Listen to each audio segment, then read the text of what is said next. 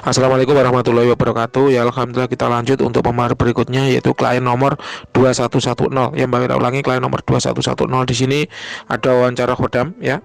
Khodam berkenan hadir. Kemudian ada beberapa pertanyaan yang Mbak Wira ajukan ya. Yang pertama yaitu apakah Khodam kesulitan dengan tugas yang diberikan oleh klien nomor 2110? Jawabannya adalah tidak. Ya, jadi Khodam itu adalah makhluk yang punya pikiran. Ya, dia jin, dia punya pikiran, dia bisa melihat mana yang baik untuk Anda, mana yang buruk untuk Anda.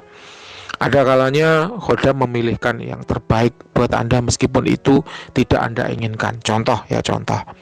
Ketika dalam bisnis kemudian Anda mengafirmasikan Khodam agar lawan bisnis Anda takut dengan Anda, lawan bisnis Anda ya segan dengan Anda, dengan cara apa? Mengafirmasi Khodam memberikan tuah, kewibawaan dan penundukan yang kuat bagi diri Anda.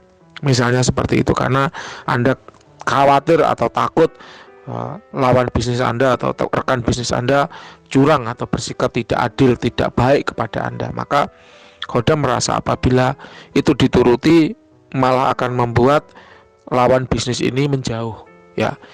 Padahal apabila ini dirangkul, maka akan lebih baik bagi perkembangan bisnis Anda, akan lebih baik bagi perkembangan ekonomi Anda. Sehingga kemudian Khodam mendesain proteksi saja yang dilakukan. Ya, perlindungan saja dari bahaya yang sifatnya nyata. Kemudian untuk penundukannya tidak dijalankan, tapi lebih ke kepekaan batin.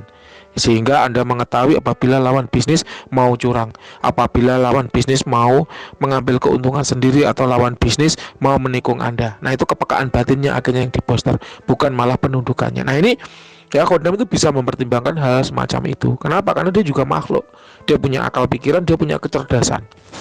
Jadi apabila afirmasi yang Anda berikan kok dirasa kurang memberikan ya impact positif bagi diri Anda, maka akan dimodifikasi afirmasi itu sehingga tetap memberikan hal yang terbaik, memberikan hasil yang terbaik bagi diri Anda. Jadi dia sesungguhnya tidak mengalami kesulitan akan hal itu, namun afirmasi-afirmasi Anda dirasa ada beberapa yang sifatnya malah merugikan diri Anda sendiri ya, sehingga kemudian dimodifikasi oleh Khodam.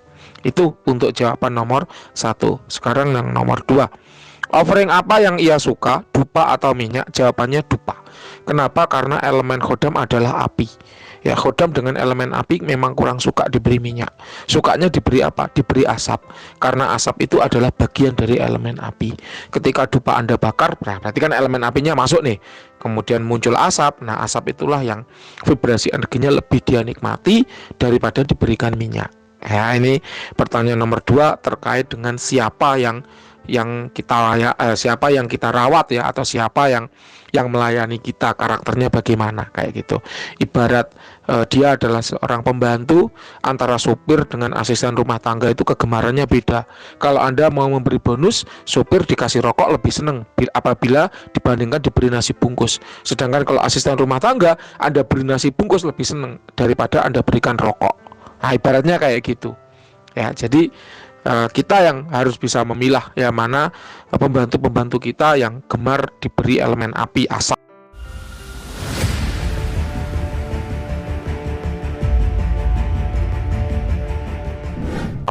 mana pembantu-pembantu kita yang gemar dibeli elemen air, minyak ya, minyak offering. Secara vibrasi energi sama ya. Tapi kalau Mbah Wira ya menyatakan bahwa minyak-minyak yang beredar sekarang ini, khusus untuk minyak gaharu itu sudah sulit menemukan yang asli sulingan ya.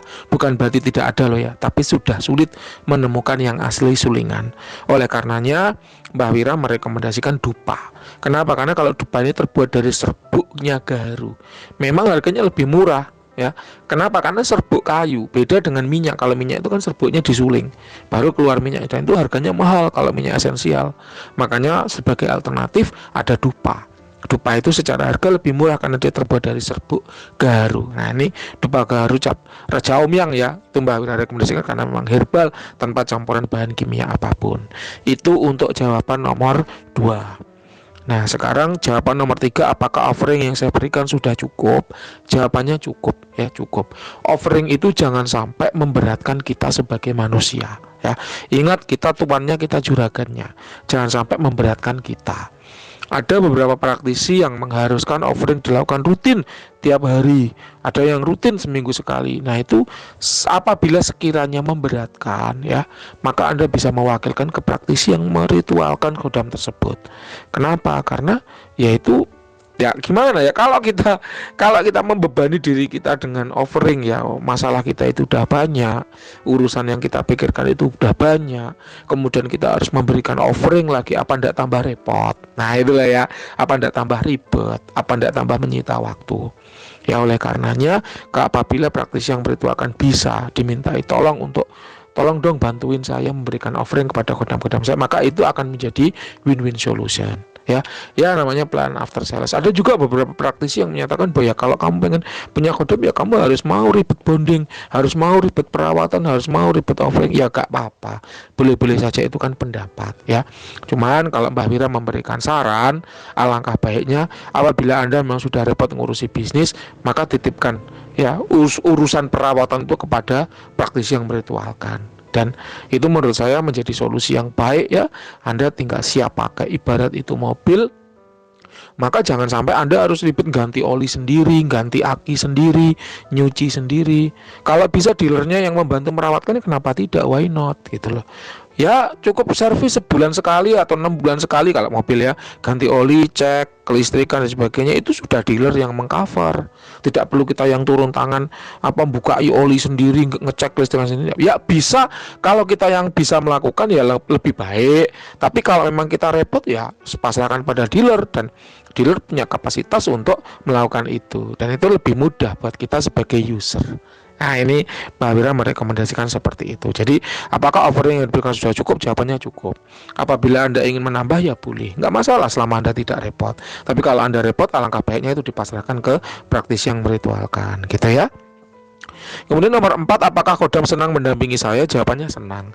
Karena Anda bukanlah orang yang keinginannya aneh-aneh, bukanlah orang yang sulit untuk dilayani. Ibarat khodam itu pembantu asisten rumah tangga, Anda bukanlah juragan yang galak, bukanlah juragan yang semaunya sendiri, bukanlah juragan yang kalau nyuruh aneh-aneh.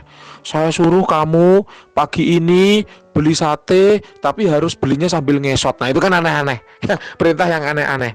Aku perintahkan kamu nyarikan es buah, tapi buahnya itu haruslah buah nanas. Nah padahal tidak sedang musim nanas. Nah kan susah.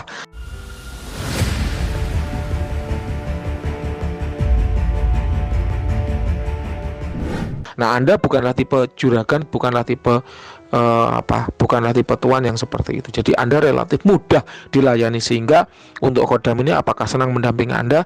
Jawabannya senang ya. Kemudian apakah khodam memiliki pasukan atau solo fighter? Jawabannya adalah khodam ini solo fighter, tapi dia bisa mendatangkan teman-temannya apabila memang dalam kondisi yang mendesak dan dibutuhkan. Sejauh ini khodam menceritakan bahwa dia belum butuh untuk menambah pasukan, belum butuh untuk mendatangkan teman-temannya. Kenapa? Karena apa yang Anda perintahkan itu masih cukup ya untuk dia selesaikan sendiri, masih ngatasi lah ya. Jadi dia sendirian tuh masih bisa mengatasinya dengan baik. Ya mungkin suatu saat nanti seiring dengan perkembangan usia Anda, seiring dengan perkembangan beban dan tanggung jawab yang Anda pikul, maka khodam akan menerima afirmasi yang lebih berat. Nah itu maka khodam akan butuh pasukan, dan itu tidak masalah, itu oke, itu wajar. Namanya pertumbuhan ya, manusia tumbuh seiring dengan masalah yang dia hadapi. Tapi sejauh ini apa yang dia alami itu masih cukup dengan diatasi by itself kayak gitu. Oke, sekiranya itu yang bisa Mbak Wira sampaikan ya. Silakan kalau ada pertanyaan-pertanyaan lanjutan yang ingin Anda tanyakan, boleh silakan diketik aja, nanti akan Mbak Wira jawab. Terima kasih, selamat malam.